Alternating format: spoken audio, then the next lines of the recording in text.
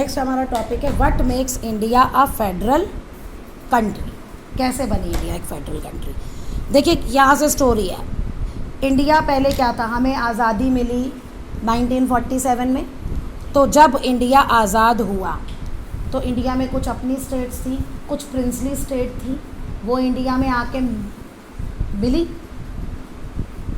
Different states इकट्ठी आई। जो princely state थी उनको अंग्रेज़ों ने कहा कि भाई तुम्हारा मन है तुम पाकिस्तान के साथ जाओ, तुम्हारा मन है तुम इंडिया के साथ जाओ। तो सरदार वल्लभ भाई पटेल थे जिन्होंने प्रिंसली स्टेट्स को इंडिया में मिलाने का काम किया। तो तभी इंडिया को क्या डिक्लेयर किया गया,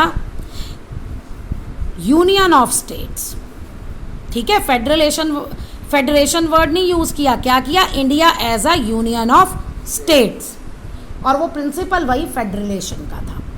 अब आपने 7 फीचर्स पढ़ लिए फेडरलिज्म के, तो अब वो कैसे इंडियन कॉन्स्टिट्यूशन में अप्लाई होते हैं वो ये कह रहा है। एक्चुअली वही सारे 7 फीचर्स इंडिया की फेडरल गवर्नमेंट में, इंडिया की जो गवर्नमेंट है उसको सेटिस्फाई करते हैं, तभी इंडिया एक फेडरल गवर्नमेंट है। पहला क्या था, 2 लेवल ऑफ गवर्नमेंट होंगे, 2 टायर।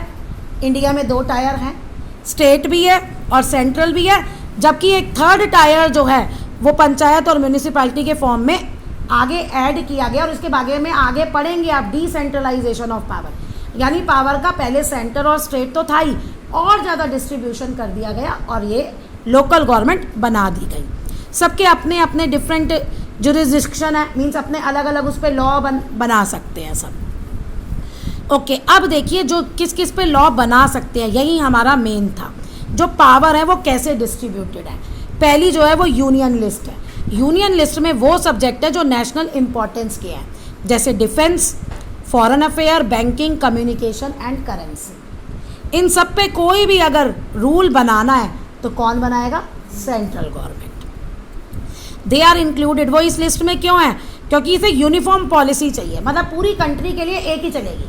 अब यूपी तो डिसाइड नहीं करेगा ना मुझे यूएसए के साथ क्या पॉलिसी रखनी है और यूएस के साथ क्या रखनी है। कर्नाटक तो ये डिसाइड नहीं करेगा ना कि मैं यूएसए के साथ जाऊँ या यूएस के साथ जाऊँ, किसके साथ मेरे को कैसी पॉलिसी करनी है। वो पूरी सेंट्रल गवर्नमेंट, क्योंकि वो पूरी कंट्री की गवर्नमेंट है, तो वो डिसाइड करेगी भैया इंडिया कैसी पॉलिसी अपनाएगा यूएसए के साथ, कैसी पॉलिसी अपनाएगा यूएस के साथ।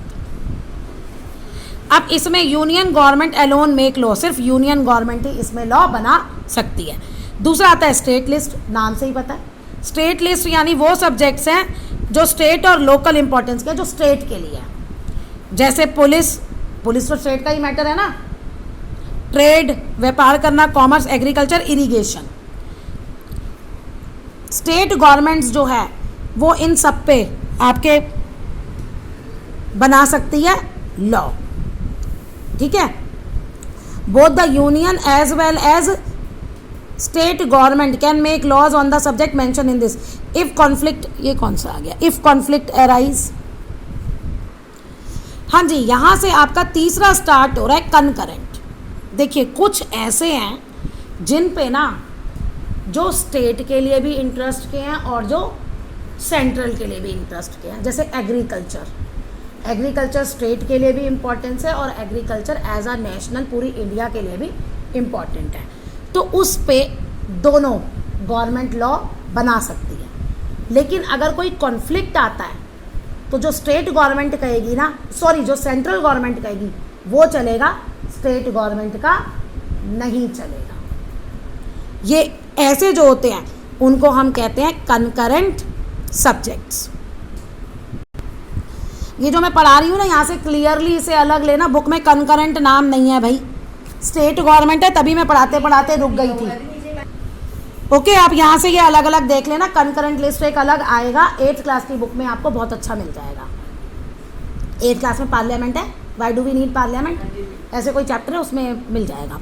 नेक्स्ट आपका आता है रेसिडुअरी सब्जेक्ट। अब ये वो सब्जेक्ट है जब हमारा कॉन्स्टिट्यूशन बना तब ये नहीं थे, ये बाद में इवॉल्व हुए, एग्जिस्टेंस में आए, या वो जो मुझे लगता है पहले इतने इंपॉर्टेंट नहीं थे अब ज़्यादा इंपॉर्टेंट है, और इन तीनों में से कहीं नहीं है। फॉर एग्जाम्पल आपका कम्युनिकेशन टेक्नोलॉजी, साइबर क्राइम। जब हमारा कॉन्स्टिट्यूशन बना तब तो इंटरनेट था नहीं था, देखो आप, यूज़ तो नहीं होता था, अब ये तो अभी आया है ना साइबर क्राइम, और कंप्यूटर से, इंटरनेट से आपके कम्युनिकेशन टेक्नोलॉजी सारा। तो अब ऐसे जो होते हैं ना वो होते हैं रेसिडुअरी, कट होती है रेसिडुअरी सब्जेक्ट्स में, और इन पे लॉ कौन बनाता है? Central government. सेंट्रल गवर्नमेंट इस पे लॉ बनाती है और कोई गवर्नमेंट इस पे लॉ नहीं बना। लेजिस्लेट मतलब लॉ ही बनाना।